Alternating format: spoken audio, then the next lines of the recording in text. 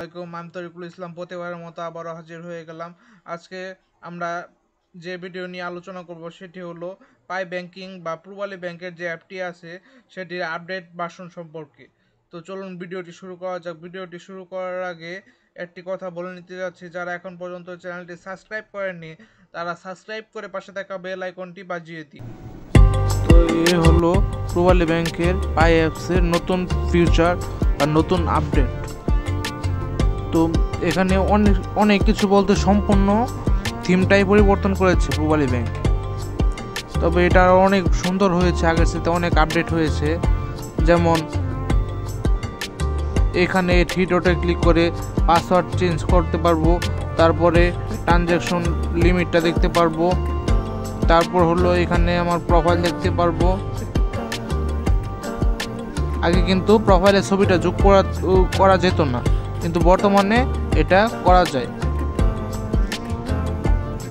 তো প্রথমে যেটা আছে সেটা হলো মাই অ্যাকাউন্ট। মাই অ্যাকাউন্টটা আগে মাঝখানে ছিল, এখন দিয়েছে ভিতরে সাইডে, এখন দিয়েছে সাইডে।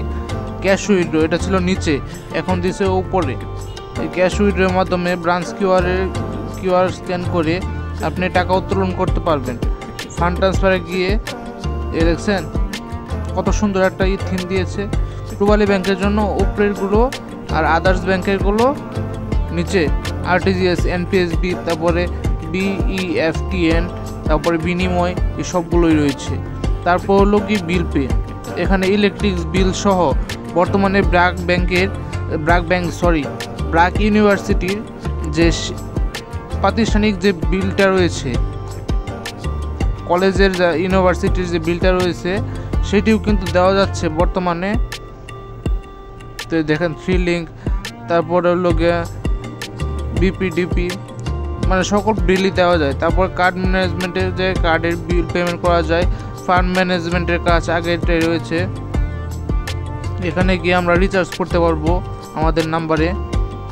তারপর এমএফএস ফান্ড ট্রান্সফার, এখানে কিন্তু আগে ছক আকারে দেওয়া ছিল, কিন্তু এখন সুন্দর সিরিয়ালি দেওয়া হয়েছে। যেমন বিকাশ, নগদ, রকেট, ট্যাপ, ওকে ওয়ালেট, উপায়, এরকমভাবে। তো সার্ভিসের মধ্যে গেলে আমরা 3টি অপশন পাবো, 3টির মধ্যে একটি শুধু চালু হয়েছে, আর 2টি কিছুদিনের ভিতরে চালু হয়ে যাবে। এটার মধ্যে গিয়ে আমরা চেক বুকের জন্য রিকোয়েস্ট রাখতে পারবো।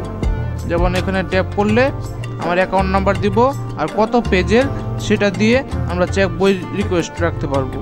তারপরে এখানে এটি হলো আমরা যদি কোনো কমপ্লেন করতে চাই তাহলে এখানে গিয়ে দিতে হবে।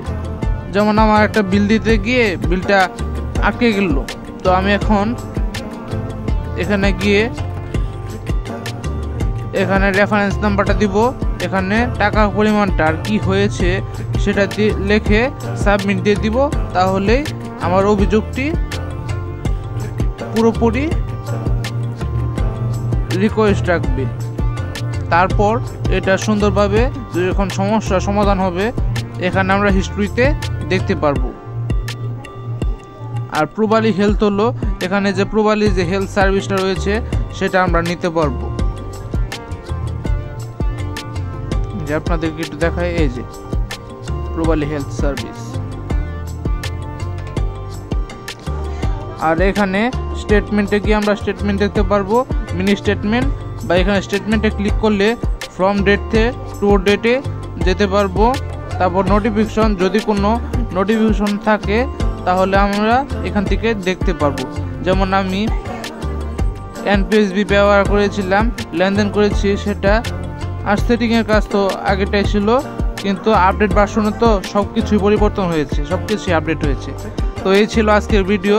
যদি কোনো কিছু বুঝতে অসুবিধা হয় তো অবশ্যই নক দেবেন। আবারও দেখা হবে নতুন একটি ভিডিও নিয়ে।